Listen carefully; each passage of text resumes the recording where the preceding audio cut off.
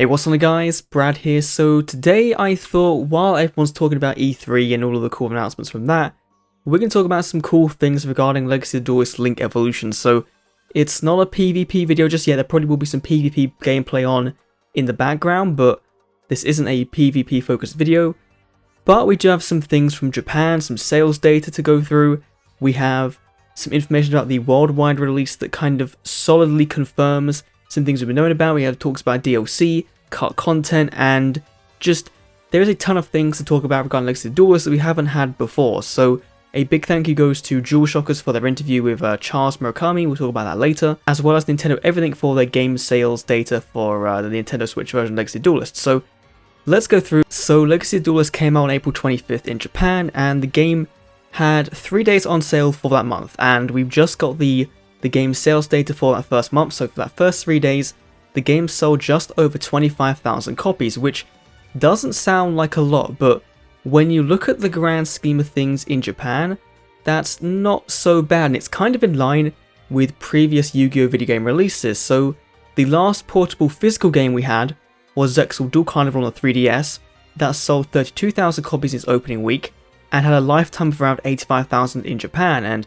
I think in Europe as well its lifetime was around 90,000, so it did about the same in Japan as it did in Europe. Now, we don't have any data for the previous portable game in Japan, Arc 5 Tag Force Special, because that was a digital only game, and I don't think they ever released that figure publicly back then, but the game is down over previous Tag Force games.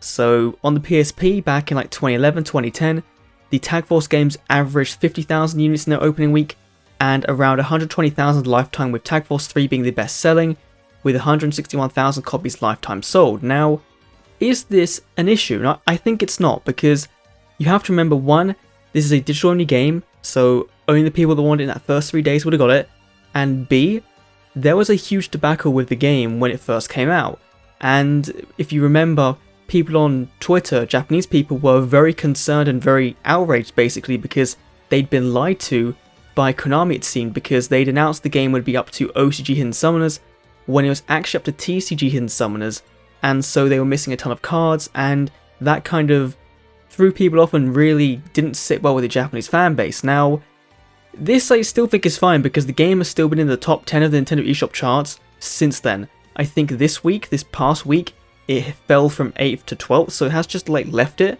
but it's still doing really well in the store. So when we get May's sales data, I hope it's around like maybe 50k, 60k for the month. That'd be kind of cool if it was that high. And then like it would be on track to kind of do the same as potentially some of the older Tag Force games, which would be really nice to see the game actually do. And I think it's still going to do really well in America and Europe, because the original game on the PS4, that was the best-selling digital game on the PS4 for like 3 months in a row, I think it was. So the game, Konami don't know what they're doing, you know? They clearly know what they're doing. I know that, you know, the European side of Konami isn't very happy with the fact that the game came out in Japan so early and you could play it in English. I know they told me that when I went to Konami the other day, that they were a little bit annoyed that they had to wait so long, but it's because they have, you know, promo cards coming out for the game as well, and of course they have a new booster set coming out that just kind of work in tandem with it.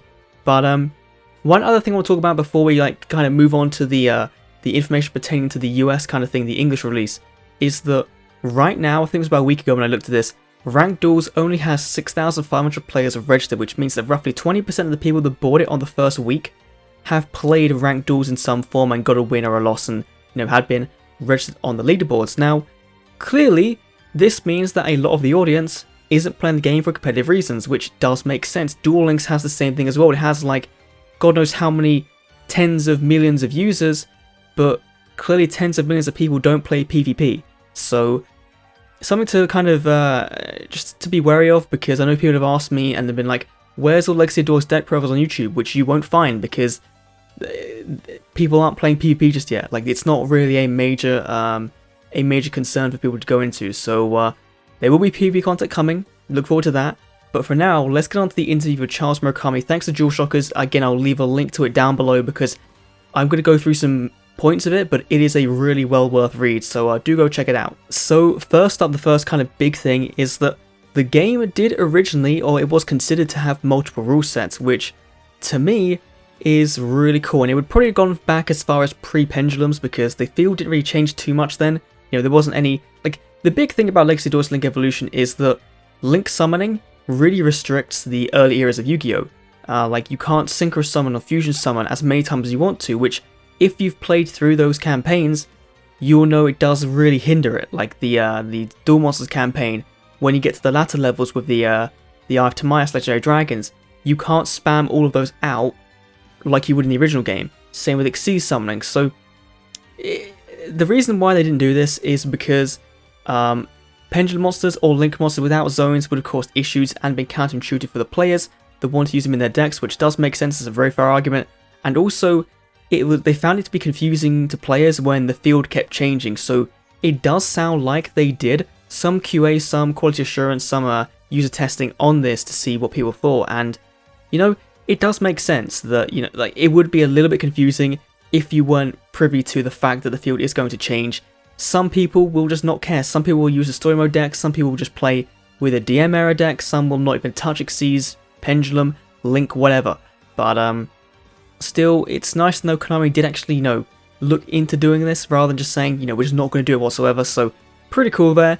Now, the reason why the game did get up to Xbox One, PS4 and PC, because I thought, honestly, that the game was pretty similar, and it is, from, like, you know, from a visual standpoint, from all the features, it is exactly the same. You know, they couldn't even have added like something like Battle Pack 3 to the game for some reason. Like, that would have been a really cool thing for them to do, but, you know, they didn't.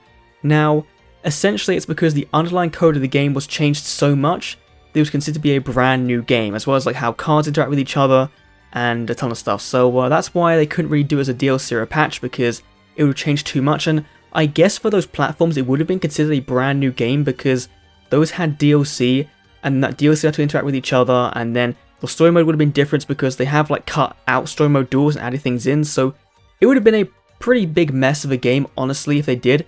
Now, could they release an update to the game like as a standalone game? Sure, they could have done, but obviously they didn't. It's still Nintendo Switch exclusive, but still, it would have been nice to see some extra modes, I think, and we might talk about that a little bit in a minute. They also confirmed that the game on the Japanese eShop, the one we're playing right now, is the exact same version of the game that you'll be playing on August 20th in Europe and US if you buy the physical version or the digital version over there.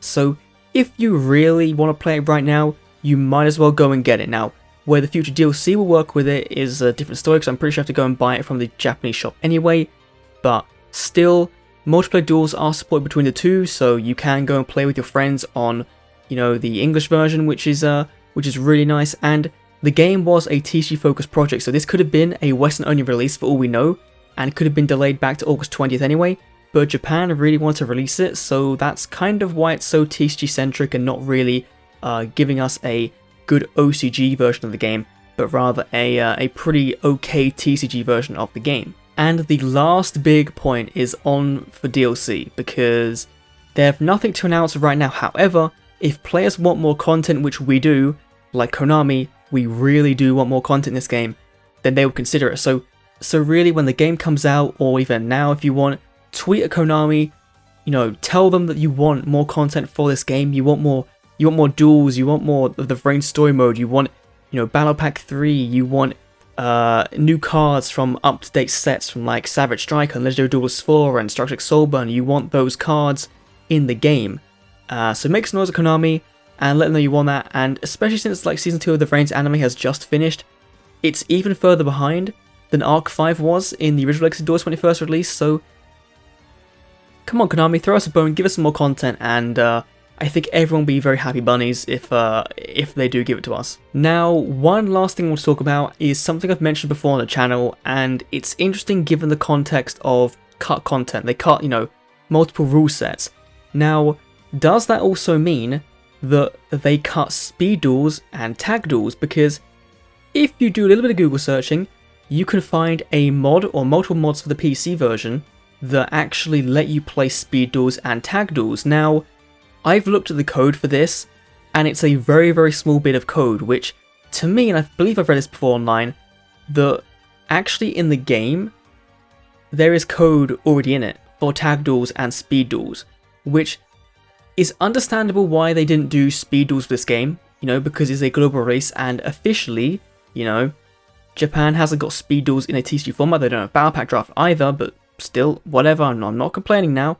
But tag duels is another thing, because that works really well and really cool on the PC version. I'll see if I can get some gameplay of it. If not, I'll put like a screenshot up in the video panel up there. But this was a thing. There could have been a thing in the base Legacy Duelist game, or at least on the PC version or something. It was in Millennium Duels. It was in Decade Duels Plus, I think it was. I know it's definitely in Millennium Duels. They had tag duels, but they didn't bother to port this feature over to the Switch version. They didn't bother to add it in, or add it to the PS4 version, which I think would have made the game like a lot more lively, I think. And one reason I can think of this is because of the online. Because if you've ever played Legacy Duelist online, it is so slow. It is a very slow Yu-Gi-Oh game to play online, because there is so much waiting between turns, between interactions. Like, I'm pretty sure it's not like the server, it's the rate that the game sends data to the server and back that kind of minimizes connection issues, I think it is. It doesn't send it every so often, it kind of sends it at a delayed pace, which makes the game feel slow, and I think with tag duels it would have felt even slower than it does. So that might be a reason. That's just my kind of excuse for why I haven't put it into you know, Legacy Duelist. But speed duels, they kind of just cut off the zones, they cut off the pendulum zones, kind of like how you see in official speed duels in the OCG, where they've kind of got the diagram, they just cut off the zones of the side, Master Rule 3. So it would have been cool, you know, it would have been cool to play Chaos Emperor Dragon, or, you know, play Stardust Dragon, play Utopia, play, you know, a bunch of cards in speed duel format that we can't in Duel Links. That'd been really cool, but I guess that would have like taken away from Duel Links' niche, so maybe that's why I didn't either. Like, you never know. But that is all kind of the Legacy of the Duelist related updates I have for you right now. Let me know your thoughts on them down below. If you think the game sales are alright, if, you know, read that article, you know, read that interview, because it's a very good read, and let me know what you think. And again, make some noise at Konami if you do want to see more DLC, more content for this game coming out after the August 20th release in the West. So do give that a shout. And yeah, thanks for watching. I'll see you all in the next Legacy Duelist video. See you then.